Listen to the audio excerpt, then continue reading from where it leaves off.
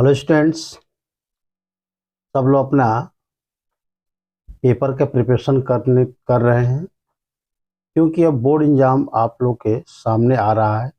जैसे कि सबको पता है कि बोर्ड्स पेपर आपको फेब में होगा, फेब मंथ में होगा, 10th 12th 12th में। और सारे बच्चे जोरों शोरों से इसकी प्रिपरेशन में लगे हुए हैं। अभी भी कुछ स्कूलों में प्री बोर्ड भी चल रहा है। तो मैं आपको 5 टिप्स ऐसा बताऊंगा जिससे अगर उसको आप फॉलो करते हैं तो आप 90 से एबव मार्क आप पा सकते हैं बोर्ड एग्जाम में। तो आप एकदम रेडी हो जाइए और इस वीडियो को आप लास्ट तक देखिएगा कि कैसे हम बताएंगे आपको कि किस तरह से क्या करने पर आपको 90% से एबव ऊपर मार्क पा सकते हैं, बस ओनली 2 मंथ में। तो पहले आपको इस वीडियो को पूरा ध्यानपूर्वक सुनना है, और आपको वीडियो अच्छा लगे तो लास्ट में आप सब्सक्राइब और लाइक जरूर कर दीजिए। तो मैं आपको बता रहा हूँ कि पहला टिप्स क्या होता है। सारे बच्चों का माइंड में ये होता है कि which which questions which questions which question is important. तो पहला आपका ये हुआ, कौन सा क्वेश्चन सबसे महत्वपूर्ण होता है। तो मैं बता दूं आपको कि सबसे पहले आप जितने भी लॉन्ग क्वेश्चन हो, आपको जो सब्जेक्ट है, साइंस है, मैथ है, एसएसटी है, तो आप सबसे पहले लॉन्ग क्वेश्चन को अटेम्प्ट कीजिए। क्योंकि अगर आप लॉन्ग क्वेश्चन को आप रिवीजन करते हैं स्टेप बाय स्टेप, तो 60 क्वेश्चन आपको अपने आप भी रिवीजन हो जाएंगे। अगर मान लीजिए कि लॉन्ग क्वेश्चन आपका है 5 मार्क का, तो अगर इसको आप रिवीजन करेंगे, इसमें से छोटे छोटे क्वेश्चन आपके बन जाएंगे, छोटे छोटे आपके क्वेश्चन आपको इसमें से निकल जाएंगे। इस तरह से जितने भी लॉन्ग क्वेश्चन है उसको आप पहले अटेम्प्ट कर लें, उस क्वेश्चन को आप देख लें। अब देखने से आपको कई एडवांटेज मिलेंगे। पहला कि आपको एमसीक्यू भी क्लियर हो जाएगा, आपका शॉर्ट आंसर भी, शॉर्ट क्वेश्चन भी आपको क्लियर हो जाएगा। दो चीज आपको लॉन्ग आंसर को देखने से ही आपको ये क्लियर हो जाएंगे। अब रह गया किस टाइप की बुक्स पढ़ें। तो मैं आपको गारंटी के साथ कह सकता हूं कि मैथ और साइंस, फिजिक्स, केमिस्ट्री, मैथ, इन सब बुकों को सबसे बेस्ट बुक है तो कोई एनसीईआरटी ही बुक है। अगर एनसीईआरटी बुक को आप पूरी अच्छी तरह से पढ़ लें, उसको समझ लें, तो आपको अच्छे मार्क लाने से कोई रोक नहीं सकता है। क्योंकि जो एनसीईआरटी बुक है वो आपकी एनसीईआरटी जो बुक है वो आपकी ऑल इंडिया की बुक है। और जैसे आर एस अग्रवाल हो गया, आर डी शर्मा हो गया, एस चंद्र की बुक हो गया, ये आपका एरिया वाइज बुक है। तो मेरे ओपिनियन है, या 10 साल का एक्सपीरियंस मान लीजिए इन चीज़ों में, एनसीईआरटी के बुक ज़्यादा क्वेश्चनों को आप अटेम्प्ट करें। क्योंकि एनसीईआरटी के क्वेश्चन को अटेम्प्ट करने से आपके सारे कंसेप्ट क्लियर हो जाए। क्योंकि जो पेपर्स जो बनते हैं सीबीएसई को, वो 90% जो क्वेश्चन होते हैं वो आपका एनसीईआरटी बुक से लिया जाता है। एनसीईआरटी बुक से आपको क्वेश्चंस लिए जाते हैं ज़्यादा, क्योंकि वो पूरा ऑल इंडिया की बुक होती है। इसलिए मैं यही कहूँगा कि सबसे पहले आप सारे जो भी एनसीईआरटी बुक है उसको बिल्कुल स्टेप बाय स्टेप उसको पूरा क्लियर कर जाए। अब आता है सेकेंड टिप कि how study and how many hours for the study. How many hours for the study, कि हमको कितने घंटे पढ़ना चाहिए और कैसे पढ़ना चाहिए। तो मैं आपको टिप्स देना चाहता हूं, बताना चाहता हूं कि आपको अगर स्कूल सुबह के टाइम जाते हैं, फिर स्कूल से कोचिंग जाते हैं, फिर शाम को घर आते हैं, तो आपके पास बहुत लैक ऑफ टाइम बचता है। तो आपको करना क्या है कि शाम के समय आपको 9 बजे से लेकर 11 बजे तक आप टाइम टेबल बना लीजिए। जैसे मैथ का हाफ आवर हो गया, हाफ आवर आवर हो गया, और आपको साइंस के भी हाफ आवर हो गया, और आपको मान लीजिए कि हिंदी का भी आपका हाफ आवर्स हो गया, और हाफ आवर आपका मान लीजिए इंग्लिश का भी हो गया। 2 आवर्स ऐसे निकल गया आपका।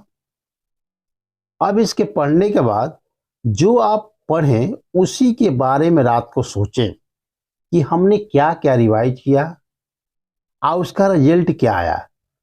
ऐसे आपको करने से वो चीज़ें आपको सोते समय सब कॉन्शियस माइंड में वो चीज़ चला जाएगा, जो कि सोते समय भी वो माइंड क्या होगा आपका, वो चीज़ों को रिवीजन होता रहेगा, जिससे आपको ये कंसेप्ट क्या होगा, क्लियर हो जाएगा। अब सो जाने के बाद आपका माइंड में वही चलेगा, तो आप एक तरह से रिवीजन मूड में आप चले जाएंगे, जैसे आपका कंसेप्ट क्लियर हो जाएगा। अब आता है फिर पढ़ने का जो टाइमिंग होती है। मॉर्निंग टाइम में सुबह के 4 बजे से 6 बजे तक का टाइम, जो टाइम होती है, सबसे बेस्ट माना गया है। यहाँ तक कि पुराणों और रामायण महाभारतों में ये बात कही गई है, विद्वानों ने भी बात को माना है। सुबह का जो टाइम होती है, सुबह का जो बेला होता है, उसको 4 बजे से 6 बजे के बीच को ब्रह्म मुहूर्त कहा गया है। आज जो भी चीज़ आपको 4 से 6 बजे को जो भी चीज़ वर्क करोगे, वो आपका माइंड बिल्कुल क्या होता है, सेटअप होता है, बिल्कुल आपकी साइलेंसियन होती है, कहीं से आवाज़ नहीं आती है।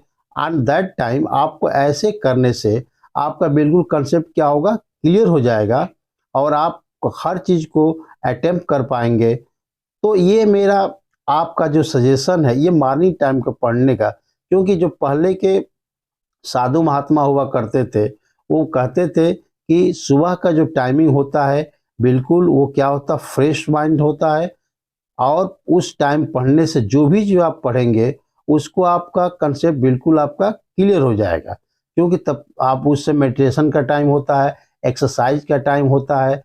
तो ये सब चीज़ करने के बाद आप 2 घंटा पढ़ें, ये सबसे बेस्ट वेला आपको ये माना जाता है। ये तो हुआ कि कैसे पढ़ें, कितने घंटे पढ़ें, तो ये आपका सेकेंड टिप्स हो गया कि कैसे आप पढ़ेंगे। अब आता है तीसरा कि आप कभी भी ओरिड ना हो, अवॉइड करें कई चीज़ों को। जैसे थर्ड चीज़ है avoid the depression. Avoid the depression. Avoid depression means क्या कि हर बातों को लेकर आप ज़्यादा पैनिक न बने, उसको आप शेड्यूल बनाएं, उस पर फोकस करें। और जो आपके जैसे बहुत से फ्रेंड होते हैं, वो आपको बार बार डोमलाइज भी करेंगे कि आप ये नहीं कर सकते हो, क्योंकि बहुत पेपर हार्ड होता है, 90% लाना बहुत आसान काम नहीं होता है। तो ऐसे फ्रेंडों के बात को आप अटेंशन न करें, ध्यान न दें, बिल्कुल इन चीज़ों को अवॉइड कर दें कि जो उसने कहा बिल्कुल गलत है। आई विल प्रूव, मैं इस बात को प्रूव कर दूंगा कि मैं 90% एबव मार्क ला सकता हूँ, कुछ टिप्सों को फॉलो कर कर। हाँ, कुछ टाइमों के लिए आप मोबाइल से भी अपने आप को दूरी बना लें, फ्रेंड सर्कल से भी दूरी बना लें, और यहाँ तक कि आप जो इन्वायरमेंट आपका आसपास है उससे भी कुछ डिस्टेंस बना कर आप रहें, तो आप अच्छे मार्क आप पा सकते हैं। क्योंकि अगर फ्रेंड सर्कल में रहेंगे, लोगों में रहेंगे, तो आपको तमाम लोग ये कहने वाले मिलेंगे, ये तो हो ही नहीं सकता कि 90% मार्क लाना आसान है। लेकिन ये मेरी गारंटी है कि अगर आप मेरे रूल को ऐसे फॉलो करोगे तो 90 एवं मार्क आपका 100% आएगा, इसको कोई रोक नहीं सकता है। लेकिन इसके लिए जो मेरे टिप्स मैं बता रहा हूँ, इसको बिल्कुल आपको क्या करना है, फॉलो करना है, उस पर अमल करना है, और इस बातों को ध्यान देना है। तो अवॉइड करने से ये मतलब है कि आप डिप्रेट नहीं हो पाएंगे, और नहीं हो पाएंगे तो आप दैट में तो यू हैव टू फोकस, आप अपने आप को बिल्कुल से कंसंट्रेट हो पाएंगे, फोकस कर पाएंगे, और अन्यथा चीज़ों को आप ध्यान नहीं दे पाएंगे। तो ऐसे आपको जो माइंड है एक जगह कंसंट्रेट हो जाएगा और फोकस बन जाएगा। तो इस तरह से आप अच्छे मार्क को पा सकते हैं। अब आता है आपका जो चौथा है रिवीजन।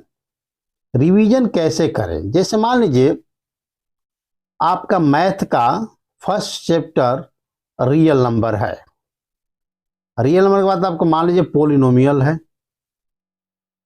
तो आप पहले क्या करेंगे कि रियल नंबर का चैप्टर जो इंपोर्टेंट क्वेश्चन दिया हुआ है, जैसे उसमें दिया रहता है कि 2014 का क्वेश्चन आया है, 2018 का क्वेश्चन आया है, एनसीईआरटी क्वेश्चन को अटेम्प्ट ज़्यादा से ज़्यादा करना है, तो ये क्वेश्चन आप रियल नंबर अगर रिवाइज कर लेते हैं तो इसके बाद पोलिनोमियल रिवाइज करें। जब फिर दूसरे दिन आप मान लीजिए कि आप क्वाड्रेटिक आप रिवाइज करना है, क्वाड्रेटिक इक्वेशन को रिवाइज करना है, तो एक बार क्या करें, अपने एक कंसंट्रेटेड माइंड से एक बार रियल नंबर को देख ले, फिर पोलिनोमियल्स को देख ले, तब क्वाड्रेटिक को स्टार्ट करें और इसके जितने भी फॉर्मूले हैं सब आप लर्न कर जाएं, जिससे आपको क्वेश्चन करने में आपको प्रॉब्लम ना हो। तो सब रिवीजन करने का सबसे बेस्ट तरीका है कि जो एक बार रिवीजन कर रहे हैं उसको फिर एक बार रिवाइज कीजिए, तब सेकेंड स्टेप फिर बढ़िए। फिर थर्ड में आप आगे बढ़ने से पहले first chapter plus second chapter revise कीजिए, थर्ड चैप्टर फिर रीड कीजिए, उसको लर्न कीजिए। अगर फिर चौथा दिन फर्स्ट का, सेकेंड का और थर्ड का और फिर फोर्थ चैप्टर आपको पढ़ना है, तब फर्स्ट को देख लीजिए, सेकेंड को देख लीजिए, थर्ड को देख लीजिए और फोर्थ को देखिए, तब आप फिफ्थ चैप्टर की तरफ बढ़िए। इससे क्या होगा, आपकी रेगुलरिटी बनी रहेगी और वो माइंड से आपका वो नहीं जा पाएगा, मतलब आपका माइंड से वो रिमूव नहीं हो पाएगा वह चीज़, क्योंकि जब एक बार इसको देखते रहेंगे, देखने से आपका क्या होगा, ये चीज़ें आपके सब कॉन्शियस माइंड में आपका स्टोर हो जाएंगी, जिससे आपको 4 चैप्टर लर्न हो गया, 5वां चैप्टर लर्न हो गया, फिर 5 चैप्टर लर्न हो गया, फिर 6ठा चैप्टर लर्न करना है। 1 से लेकर 5 तक के सारे चैप्टर को एक बार देख जाइए, आप फिर 6वें चैप्टर आपको रिवीजन कीजिए। इससे क्या होगा कि आपके ये पीछे हट नहीं पाएगा, पीछे जो आपका 1 2 3 4 है ये भूलेगा नहीं, ये आपके माइंड में ये क्या करेगा, रोमिंग करता घूमता रहेगा कि ये वाला ये है क्वेश्चन, इसका आंसर ये होगा, इसका आंसर ये होगा।